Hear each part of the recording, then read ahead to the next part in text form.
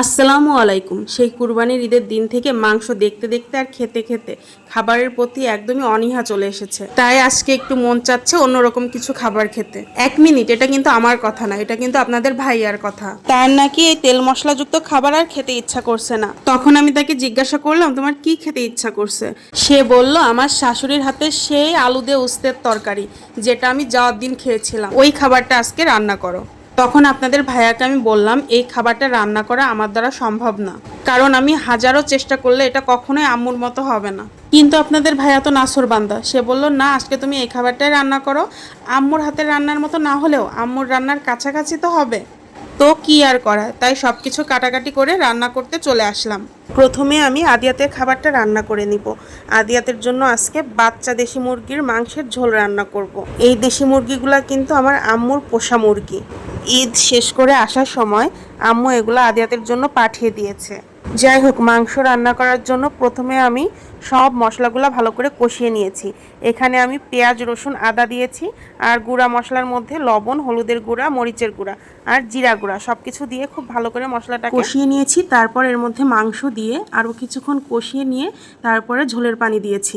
এগুলা যেহেতু বাচ্চা দেশি মুরগি আর আমি যেহেতু মাংসটাকে একটু ঝোল করে রান্না করব, এই কারণে এখানে মাংসে খুবই কম পরিমাণের মশলা ব্যবহার করেছি। দেশি মুরগির মাংস কিন্তু বাচ্চা থেকে শুরু করে বয়স্ক, এমনকি অসুস্থ মানুষের জন্য অনেক উপকারী। আমি কিন্তু আদিয়াতের জন্য বেশিরভাগ সময় দেশি মুরগির মাংসটাই জোগাড় করার চেষ্টা করি। এবার মাংসটাকে পাশের চুলায় বসিয়ে এখন রান্না করব আপনাদের ভাইয়ার সেই পছন্দের খাবারটা, আলু দিয়ে উস্তে দিয়ে চচ্চড়ি।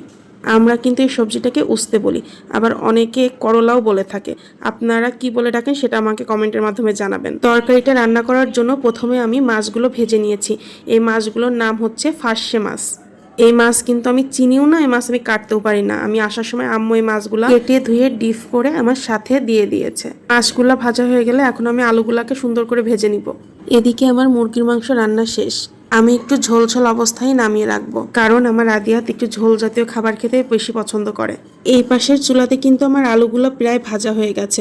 এখানে আমি চিকুন করে লম্বা করে আলুগুলা কেটে রেখেছিলাম। আলুগুলা 2-3 মিনিটের মতো ভাজা হয়ে গেলে এর মধ্যে সরিষা বাটা, জিরা বাটা, কাঁচামরিচ বাটা, আমি এখানে প্রায়ই বাটা মশলা ব্যবহার করেছি, কারণ আমার আম্মু সবসময় বাটা মশলা দিয়ে তরকারি রান্না করে। এরপর এর মধ্যে লবণ, হলুদের গুঁড়া দিয়ে সবকিছু দিয়ে আলুটাকে খুব ভালো করে কষিয়ে নিতে হবে। এই রান্নার স্বাদটা কিন্তু অনেকটা এই তরকারি কষানোর উপরে নির্ভর করে। আলুটা কষানো হয়ে গেলে এর মধ্যে কুচিয়ে রাখা রসুন আর 1 বাটি কুচিয়ে রাখা পেঁয়াজ দিয়েছি। এখানে কিন্তু অনেক বেশি পেঁয়াজ ব্যবহার করতে হবে। পেঁয়াজ যত দিবেন খাবারের স্বাদটাও তত বেশি হবে। এখানে আমি প্রায় 1.5 কাপের মতো পেঁয়াজ দিয়েছি। এবার এর মধ্যে লম্বা করে কেটে রাখা উস্তে দিয়ে ঠিক 1 মিনিট কষিয়ে নিতে হবে। এখানে খেয়াল রাখবেন উস্তেটা যেন খুব বেশি কষানো না হয়, তাহলে পুরো তরকারিটাই তিতা হয়ে যাবে। হ্যাঁ, আরেকটা কথা, এখানে আমি উস্তেগুলো কেটে লবণ মাখিয়ে রেখেছিলাম। রান্নাতে দেওয়ার আগে পানি দিয়ে ভালো করে কচলে ধুয়ে নিয়েছি, এতে করে এটা তিতা ভাব অনেকটাই কমে যাবে। এবার এর মধ্যে পরিমাণ মতো ঝোলের পানি দিয়েছি আর উপর থেকে ভেজে রাখা মাছগুলা দিয়ে রান্না করে নিলে তৈরি হয়ে যাবে আমাদের আলু দিয়ে উস্তের চচ্চড়ি। আপনাদের ভাইয়া কিন্তু এই চচ্চড়িটা অসম্ভব পছন্দ করে, কিন্তু সেটা আমার আম্মুর হাতের।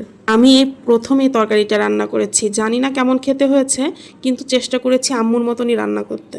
কিন্তু ভাই যাই বলেন, মায়ের হাতের রান্নার স্বাদই আলাদা, তাই না? আপনাদের ভাইয়া যতবারই ঝিনাইদাতে যায় তার কিন্তু এই খাবারটা খাওয়ার আবদার সবসময়ই থাকে। আজকের ভিডিওটা কিন্তু এই পর্যন্ত। আপনাদের কার কাছে কেমন লেগেছে আমাকে অবশ্যই কমেন্টের মাধ্যমে জানাবেন। আর আমার ফেসবুক পেজটাকে একটা ফলো দিবেন আর ইউটিউব চ্যানেলটাকে সাবস্ক্রাইব করে অবশ্যই পাশে থাকবেন।